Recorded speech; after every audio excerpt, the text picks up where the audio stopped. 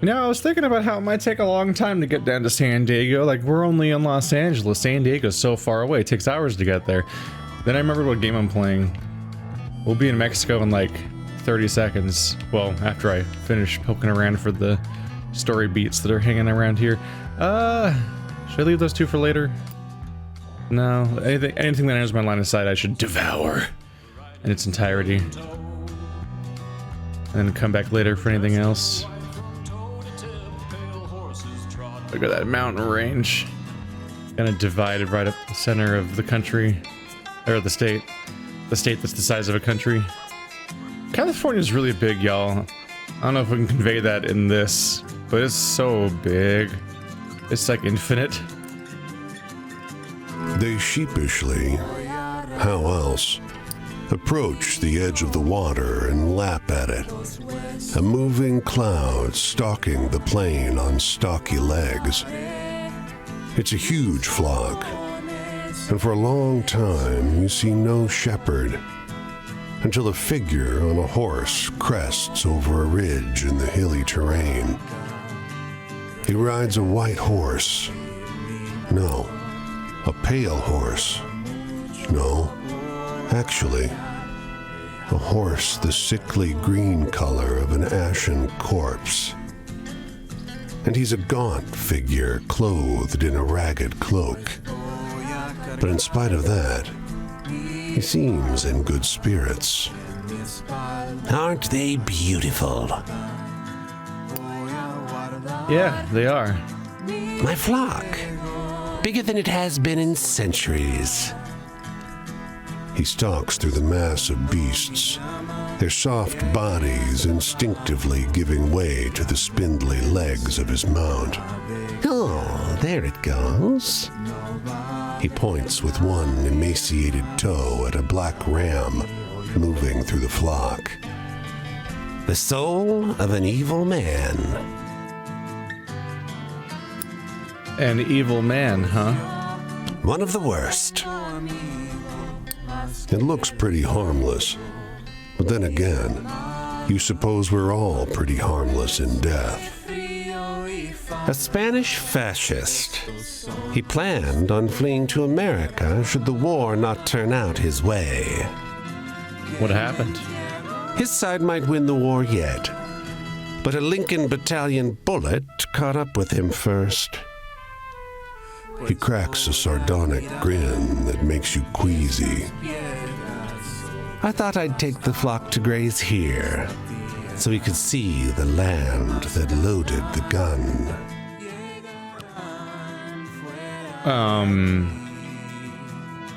A version of the Reaper that's got a sense of irony to him, I suppose.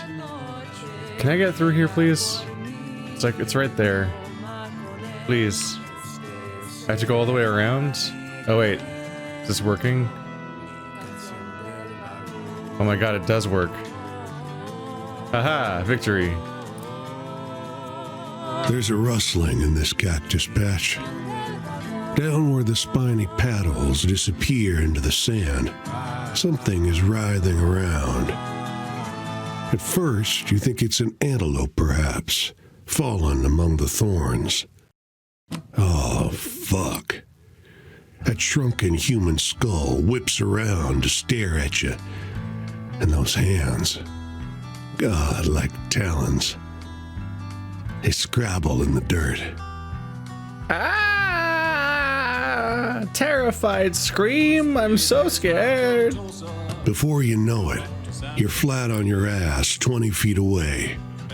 The nude, withered corpse continues peeling himself out of his shallow grave. Help me, he shouts. Damn cactus grew on my coffin. Okay. His fingers are so slight and delicate that you can scarcely believe your tugging doesn't rip them clear off. Soon he's free, but too fragile to stand. Fuck this, he rasps. He buries his head in his hands, his skull hitting his palms with a papery slap. What happened to you? I've been cursed 2 times.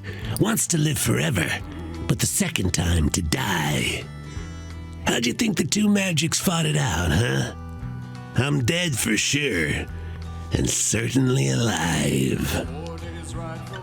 His tongue scrapes along his teeth like a dried thorn. What will you do? Keep trying to kill myself? Tried getting shot.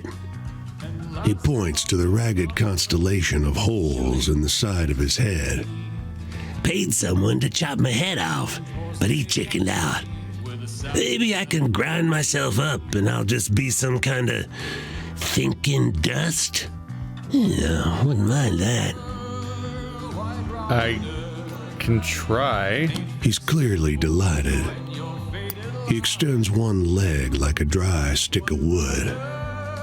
Got a knife? No? Rub a stone on it or something. You oblige, gripping his ankle in one hand and going to town on his toe tips with a sharp rock in the other. This is not working. You continue for a few minutes in complete silence. Please stop. He finally blurts. God, this isn't gonna work. I'll forget it. I'll just figure it out myself. Good luck. Thanks. He shrugs, an uneven jerk, ending with a crack as the tight skin along his shoulder splits. Say, how far to the nearest combine harvester? Think I can get there if I roll up like a hoop snake and let the wind push me? No clue. Damn. Well, take a hint from me, which is, don't fuck with a witch or any kind of anybody who does witch stuff. You beat it toward the horizon, glad that you didn't have to compare curses with him. Don't we though? I'm gonna go back south. I think the further north I get, I'm just gonna keep seeing. Hey, I'm near Pismo. I think I'm gonna keep seeing more stories the further north I get. Like the one I see over there. We'll get to that one when I'm ready to go that way. Did I walk past that one without checking it? Probably. Compare curses with him. I do still think that this entire game was written without the premise being established that my character is going to be cursed, because the game keeps contradicting that almost. You glance up, and the sky is suddenly filled with monarchs. Billions of them rising out of the fields and streaming across the road. Gorgeous. They fly past for hours. Random southbound flight at first, then patterns, kaleidoscoping, spiraling in a tower from your eye straight into space. Then, abruptly, you wake. The butterflies are all gone, except for the dead ones scattered in the grass around you. Weird. Why was that that was a dream? But that actually happens in Southern California. I've seen it. It's really cool. I went to a monarch sanctuary at one point, and something that stood out to me was the fact that, like, you look up at the tree and it looks like it's autumn. You're like, oh, the tree is orange. And you don't think twice about it at first, because you're like, that's normal. That just happens. Trees turn orange. Then you realize the entire tree, none of the things that you think are leaves. It's all butterflies. There's so many of them. They're covering every inch of every part of every branch of every tree. So it just looks like they're leaves, because there's so many of them. Such a density of life that you can't even process it. It's a trip. There are people shouting and laughing inside this restaurant, and a man sitting alone on the porch like a statue. When you sit beside him, he gives you a weak grin. Look at us. Tired? I get so tired. Can't even celebrate a job done. What job? WPA, planting trees. He tells you about the hours he spends digging holes in the sun. Collapse has been hard on folks, but I didn't have a job before all this. Now I'm doing good. Kinda glad things went to shit. He hesitates. Is that wrong, do you think?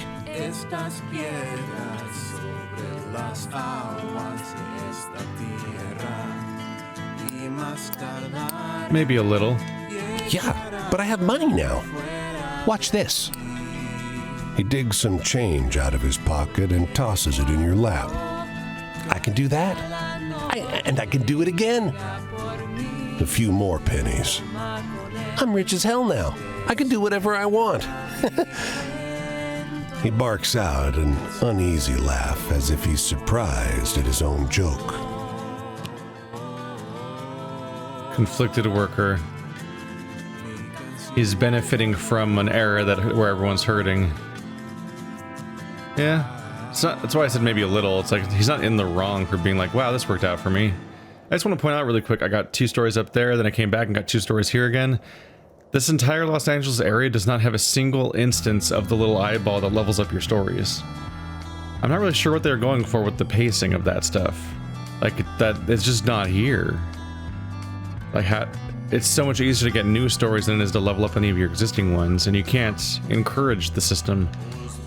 It kind of, the game ends up kind of inadvertently encouraging you to exploit the system by reloading the game or teleporting around, because whenever you find a spot that does level up stories, that location is like sacred and precious, because there's none of them. They're just not around. Is that the Mexico border? Yeah, I'm all the way down. You can tell because nothing else is past that line. I've been here before. You really do just... Like, I've walked from San Diego to Mexico. It's just right up along the border. You give the seated man a cursory nod as you pass, which he mistakes for interest. Wondering where you've seen me before? He beams. How about on the roundabout roads and twisting trails of America the Beautiful? Yes, I'm Walking Willis. You have no idea. It's Walking Willis. Funny, most folks know old Walking Willis. I've been walking across this great country back and forth for years now. You see, I ain't got a home. Walking's all I do. I'm always walking. But not right now? Well, no. Right now, I'm just resting a minute. Resting my dogs. Ain't Walking Willis allowed to rest his dogs for a minute? Yeah. That's right. That's right. He lowers the brim of his hat and goes to sleep. Walking Willis, the man who never walks. Or at least in my experience, wasn't walking. That's always an experience when people are... I always wonder what to think of that when people are in that way. When they commit so hard, like, this thing I'm doing right now, this is my personality, this is what I define myself by, this is who I am as a person, as opposed to just a thing you happen to be doing at the moment. Like, he's clinging to it, he advertises it, he wants everyone to know him for the thing that he does, and it's... I don't know. It's a weird thing to think about. I know a few people like that, where like they will really latch onto a particular thing as their sort of pride and honor of who they are as a person.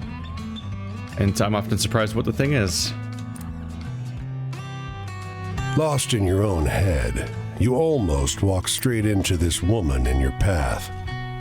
Her expression is imperious. She clasps a large toddler in her arms. He's the one who speaks first. This is a toll road, stranger, he says, voice thuggish beyond his years. 30 cents. Aight.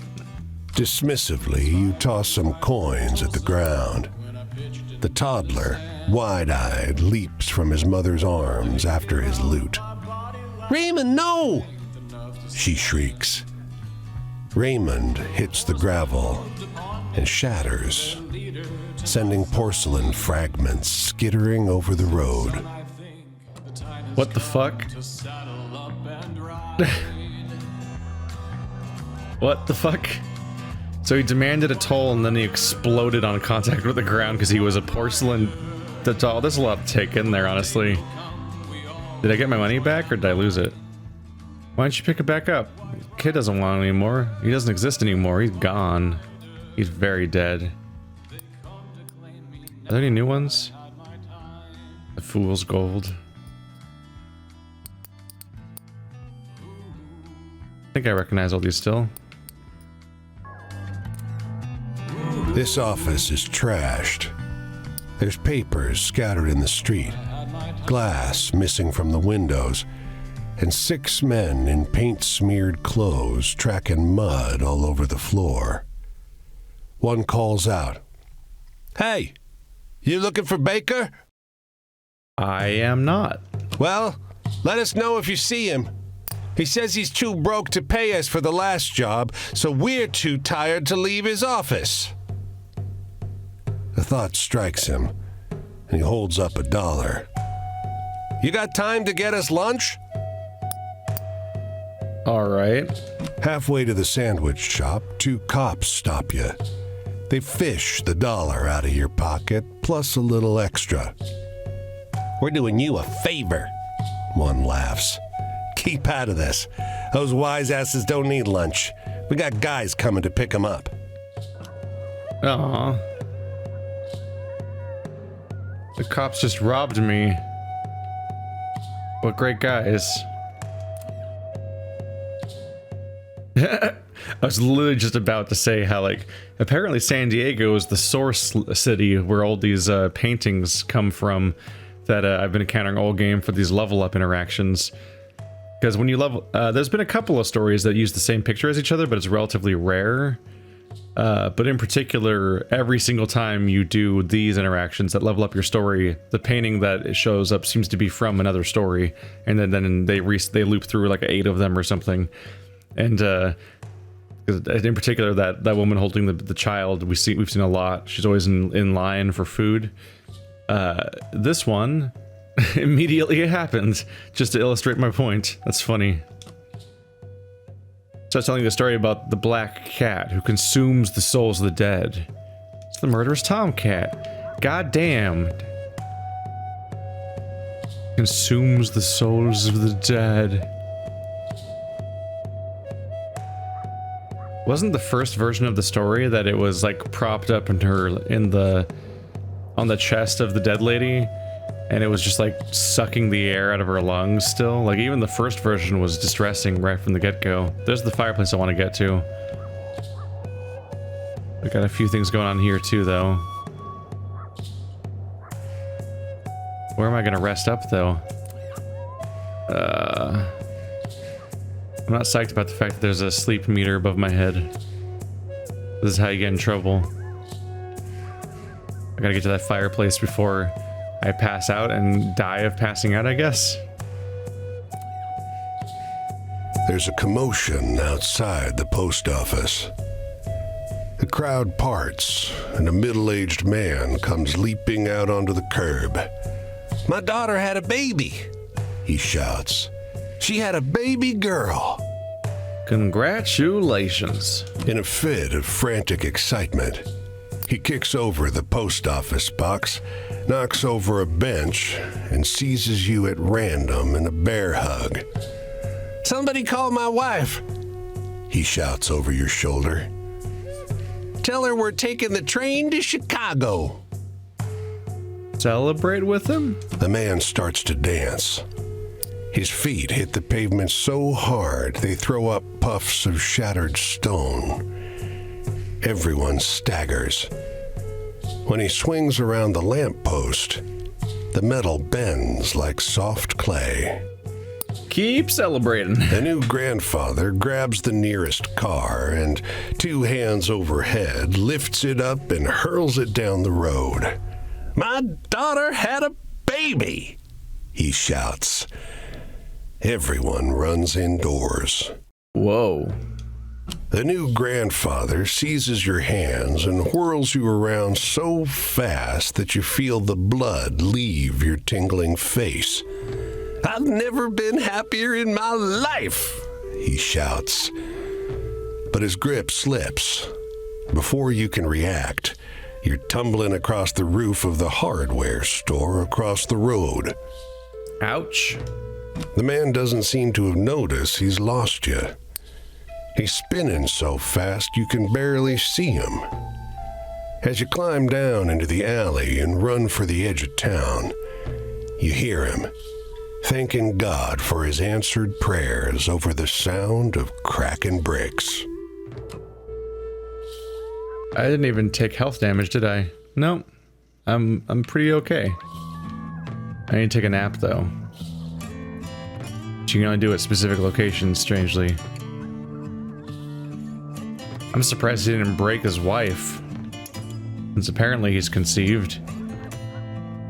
Because he seems to have zero control over his own insane level of power. What you doing all the way out here? There's Phoenix, Arizona over there. This boy is capable of some intimidating eye contact. He holds your gaze long enough to make you squirm, and then mercifully breaks the silence. Do you like riddles? He has a dull voice. Yes? Lovely and round, he says. Oh, he's jumping straight into it, huh? I shine with pale light. I am grown in the darkness. I'm a lady's delight. What am I? The moon? No, not a fish, idiot. What? So much for your prize. He softly pats the pocket of his overalls, oozing smugness. Apologies, Bartleby, he says, as some shape writhes inside the denim pocket. You have not bought your freedom today. Apologies, Bartleby. You have not bought your freedom today. What the fuck? Back in Arizona. Let's get out of here. Why would I guess a fish? Is that like a Hobbit reference? I don't... What a weird guess. At least moon made mostly sense. I don't know what the answer was because we never got it. But moon fits a lot of the categories. Fish is just a confusing guess. Alright, I gotta get to that campfire. I'm in danger of dying of sleepiness. Hopefully I can make it there before. I don't think you get to see how close you are to dying, because I think it just goes from full to half to empty, and then you're just dead, right? There's not a lot of warning in between. There's Los Angeles. Kind of going in a circle. We're good.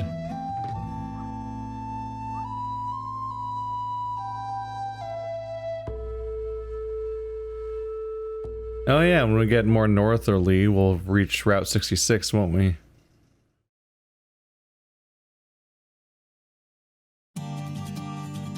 This music's so good in this game. It needs recognition just for that.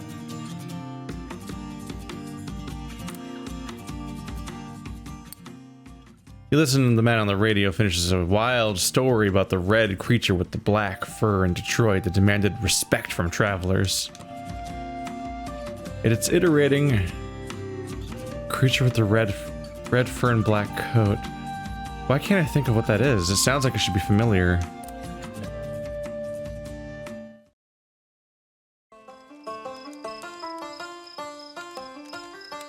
I'm from a long line of people that moved on.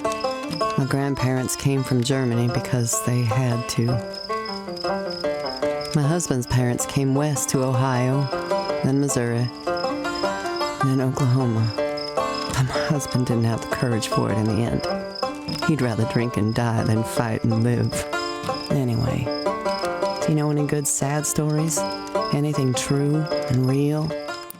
Something sad.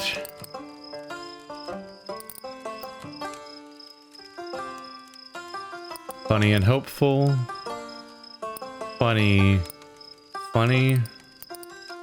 I got heavy on funny all of a sudden, didn't I? I think it's supposed to be inspiring, the infinite pickers. That's good. That's scary. Whippoorwill watching for death. Is that supposed to be sad? I think it was. think this was supposed to be a sad story. Sorry, there's dust in my eye. Traps. Being hungry means you can't say no, no matter how mean you're being treated. If someone offers you 2 cents for a job that's worth 5, you still have to do it. Anyway, I'm looking for a good laugh. Do you know any funny stories? Boy, howdy do I. Let me tell you about the amateur coroner. Oh, my sides hurt. Look. Well, my son was born dead.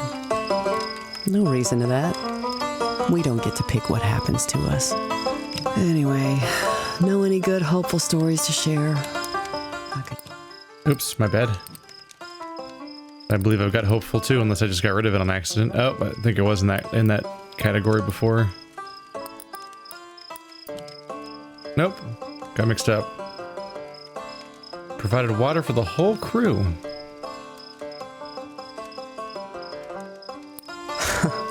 That's a good one. I'll try to remember it when I'm out in the fields. My mother knew how to make her wishes come true. When she wanted something from someone, she used to buy a root called John the Conqueror. She'd chew a piece, and then all stealthy, she'd spit it on the ground by their feet. I doubt it did a thing. But it made her happy thinking she'd tip the outcome. Been so long since I last chuckled, I'm not sure my mouth can do it anymore. Can you tell me a story that'll make me laugh? I made you laugh today. What are you talking about? It's been so long. Anyway, we're all set. So I can try to level something else. Like something scary. Yeah. Good harvest sacrifice. Are you trying to spook me with that?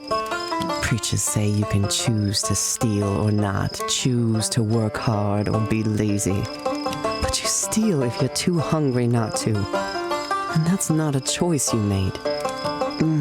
I've had a hard day.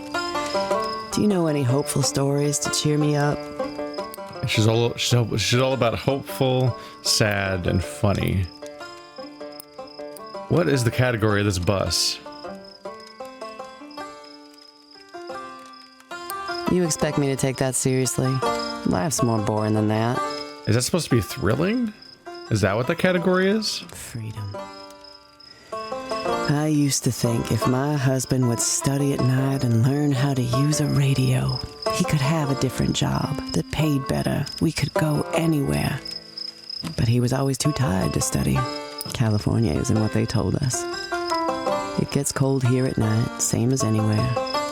And the people here weren't happy to see us coming. I wish it got cold at night more often, because sometimes it actually genuinely doesn't get cold at night. Like, seriously, it's a fucking problem trying to sleep in heat. We spend all day hungry while we're picking lettuce and apricots. Abundance all around. But we don't dare touch it. And there's no more west to go. I'm headed this way to the next job. You say hello if we cross paths again, alright? Oh, thank God she went the right way this time. Still weird that 2 of the 3 and here come the police. Weird that 2 of the 3 spots that I see her in are technically in Nevada, not California. There she is. Way the hell over there. You want to hear our guys' story? Stumbles quickly through a tale about the indescribable horror living in the farmhouse cellar.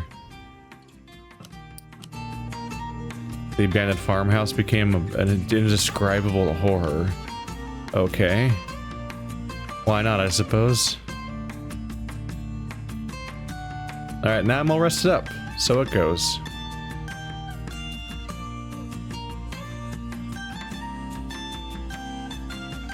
They have to populate the world with all these opportunities for you to get a job that are randomly in shacks everywhere, because the cities dry up. You only get one chance to work a job, and then apparently the option just goes away forever, which is kind of weird. I guess that's why there's so many random shacks to do it at. Thankfully, if you're doing the main objective, which is meeting up with all these different people, every single time you do that, your resting is restored anyway.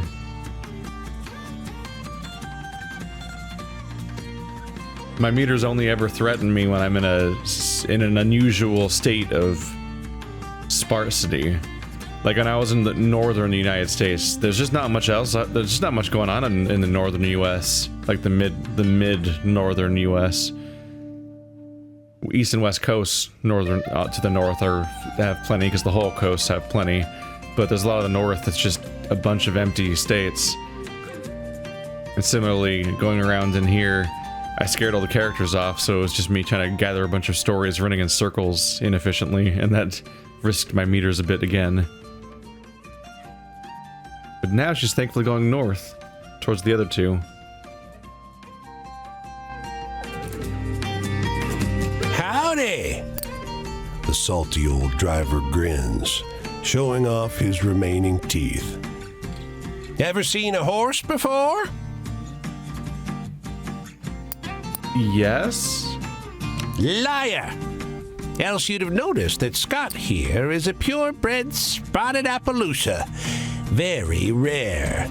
Scotty's great-granddaddies came to this country with El Conquistadors. My family's kept that bloodline pure ever since. Wipes away a tear. So now what do you have to say about my horse? He's very inbred, apparently, thanks to that pure bloodline. Nice horse. Heck of an understatement. Go on. Give Scotty a scratch behind his ears. Okay. Hesitantly, you brush the horse's mane with your palm. Scott gives a satisfied whinny, and with his large horse eye, a wink. You glance at the driver. He winks at you too. Well, what? What? They both winked at me? What am I supposed to make of that? It's incredibly odd. Region change, apparently. Holy crap, I'm in San Francisco now? Wow, yeah, that shows how the scale here works. So there's two cities you see on the west. Los Angeles down there, and San Francisco up here. Those are a good, like, 8 hours apart from each other of driving. Just so we're clear on how exceedingly large California is. Yeah, I'm somewhere in this field, approximately. This is a very large portion of California by this game's scale, is where I live.